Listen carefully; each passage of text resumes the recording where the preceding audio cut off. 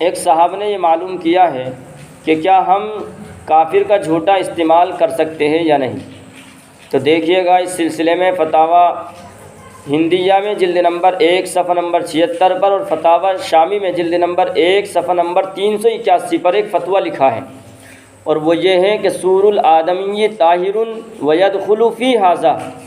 الجنوب والحائض والنفساء والکافر، کہ انسان کا جھوٹا پاک ہے، چاہے وہ آدمی جس کا جھوٹا ہم استعمال کر رہے ہیں پاک ہو یا ناپاک ہو، اور اس میں کافر بھی داخل ہے۔ اور فتاویٰ قاسمیہ میں باضابطہ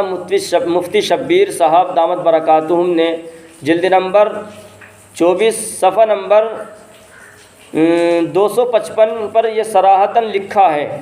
کہ کافر کا جھوٹا پاک ہے، کافر کا جھوٹا پانی بچا ہوا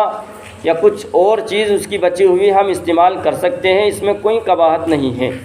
اب یہ آدمی کے اوپر ہے کہ وہ آدمی پیے نہ پیے، اپنے مزاج کے اوپر ہے۔